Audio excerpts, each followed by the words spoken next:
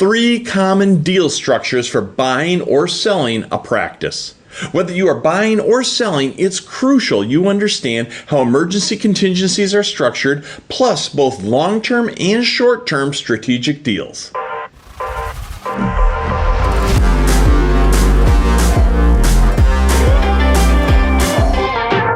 Hey, welcome back to the Rare Advisor, where recurring and repeatable events drives an unbelievable business model for many financial advisors. That's what the Rare Advisor is all about.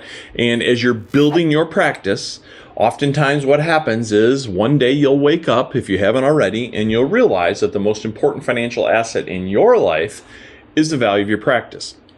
And in realizing that, now you need to protect that, and you need to manage that, and you need to have a plan for that, just like the financial and estate plans you've built for your clients.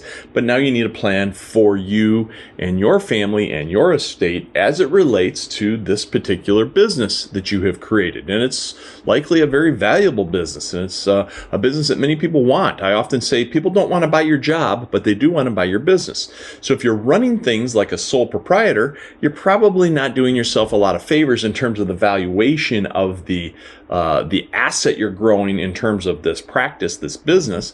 But if you're running it like an entrepreneur, if you're running it like a business, you have systems and processes in place. Now you've got something that where you can show, hey, I push these buttons, I flip these levers, and here's what happens.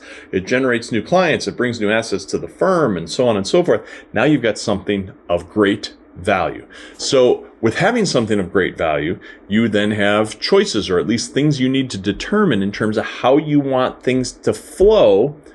A, should something happen to you unexpectedly? Or B, strategically, how do you want things to flow at the end of your career when it's time to move on and you want to transition out of this business? You want to sell it to an outsider, or you want to sell it to an internal sub-advisor, whatever the case might be. You want to sell it to a financial institution like USA Financial, whatever that might be.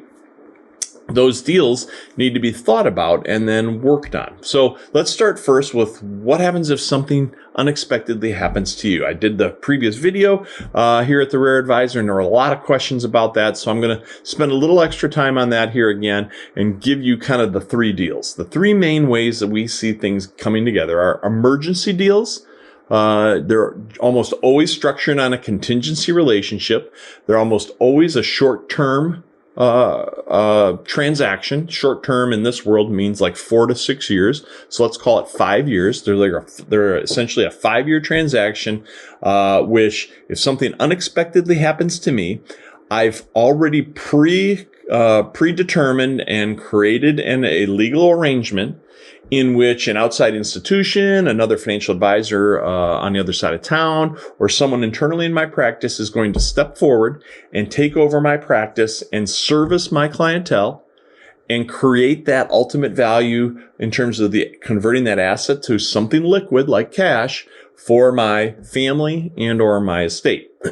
So emergency deals usually are coming on a short-term basis, as I already mentioned, but they also are normally happening at a discount. Now, what I recommend is in terms of how do you do this, because again, the IRS always wants their hand in these things, and there's a lot of things you need to make sure you arrange with your CPA so that this works the way you want. But what I normally see on emergency deals is they will use what's oftentimes referred to as LOMLOC, lack of marketability, lack of control.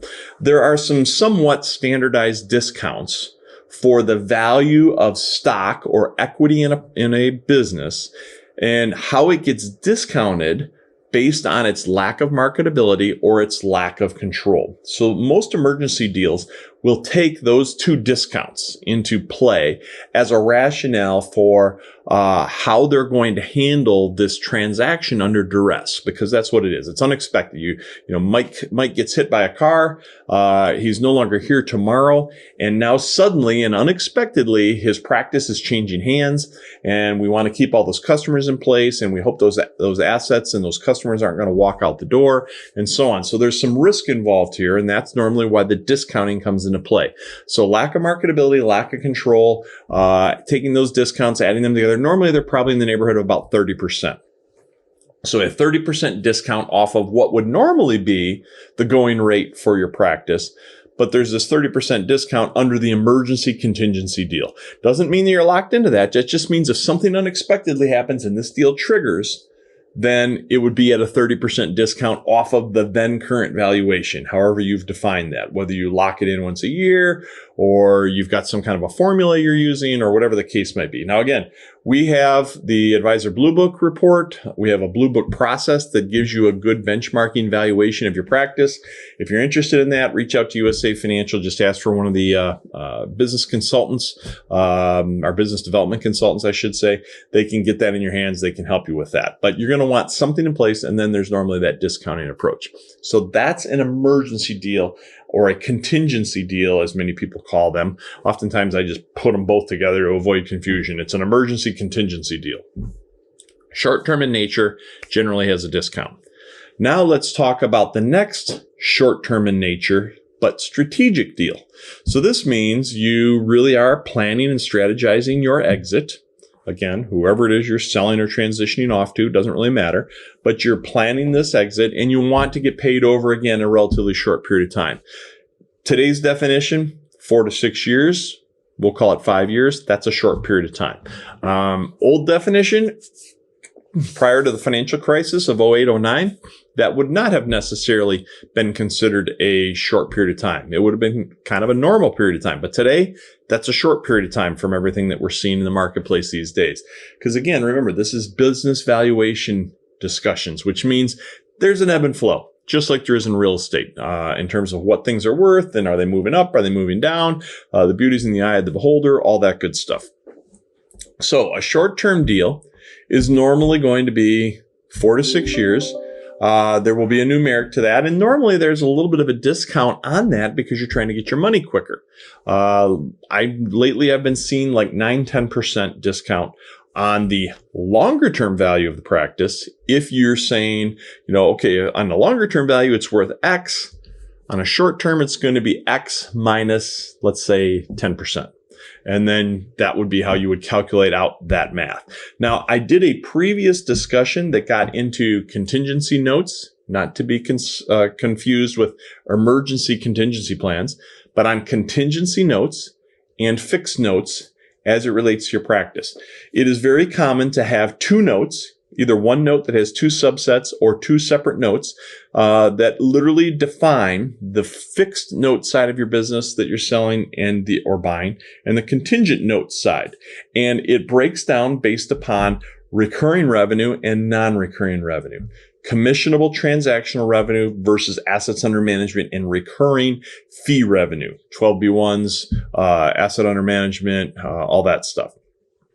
You can put a fixed note on the recurring revenue.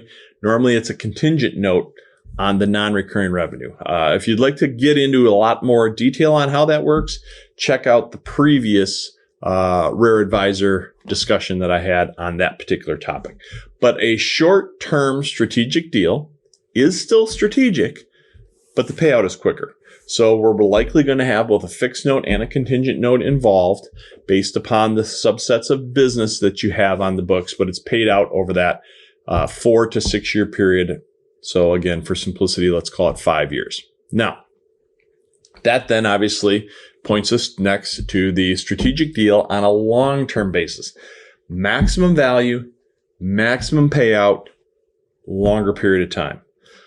I would say from a longer period of time, you're usually talking like 7 to 9 years is what I'm seeing. 10 years is probably getting really lengthy, but let's call it 7 to 9 years. So if short term was 4 to 6 years, let's call long term 7 to 9 years. Maybe you simply want to call that 8 years and split the difference. But either way, now what happens is you're not having any discounts against your practice in terms of the valuation.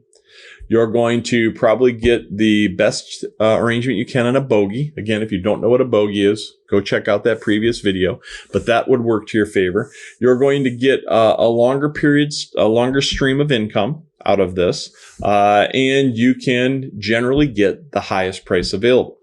And in doing that, There's a lot of different reasons for that, because now, especially if you don't have outside financing, but if you have outside financing, that's still a whole nother conversation. And there is outside financing that's specifically focused on our industry today that can help make these deals work very nicely for you. But let's say there is no outside financing. You're selling it to an internal sub-advisor, whatever the case might be. Maybe you don't have an outside financing group. So therefore, by stringing this out over time, it allows an easier process for the buyer, and it allows cash flow to stay positive throughout this whole process. And that can be very helpful to making a deal work well. And so now what's happening is you're getting the full valuation on both the fixed side and the contingent side of the practice. And you're not getting any discounts. There's no LOM-lock discount, obviously, for an emergency deal because it's not an emergency. And there's no short-term liquidity discount, usually 9 to 10%. That's not happening either because it's fallen into more of this long-term category. So this is where you're really maximizing. Honestly, at least from the deals I've been seeing as of late, this is where most of them are at, coming in at like 7 or 8 years. Getting the maximum value available, and then just simply stringing that out a little bit over time. But everybody seems to be the winner because it oftentimes makes a less hectic transition to the new buyer. As a seller, maybe you're wanting to stick around for something longer than 12 months. These longer term deals oftentimes help support that as well. It is very common in today's environment for an advisor who says, hey, you know what? I'm ready to slow down. I want to start getting some liquidity out of this asset that I've grown for decades now.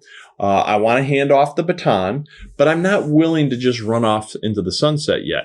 I still want to spend some time. I just don't want to deal with some of the day-to-day oversight and stress of the business, but I want to work with certain clientele. I want to bring on some new clientele. Maybe I want to work part-time, whatever the case might be. So you could essentially sell your practice and then stay on as like a sub-advisor or a sub-producer within that practice.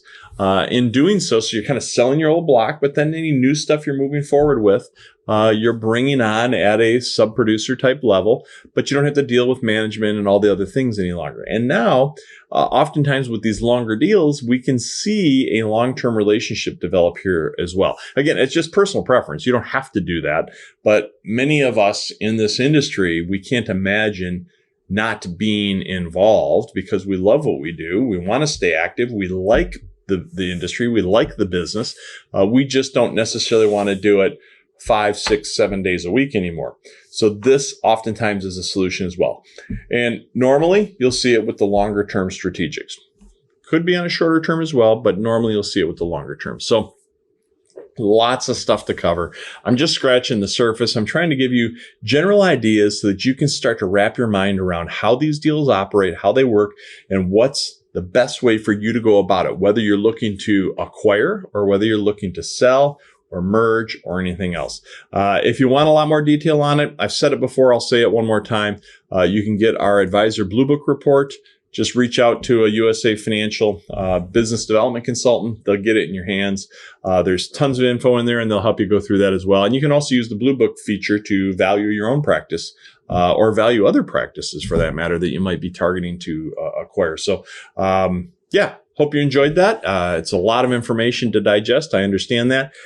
This video goes really well with the video I did previous to it. You might want to check that out also. So, hey, please give me a like, give me a subscribe, and that helps us to keep the Rare Advisor information coming out on a regular basis for you. Thanks, everybody. Talk again soon.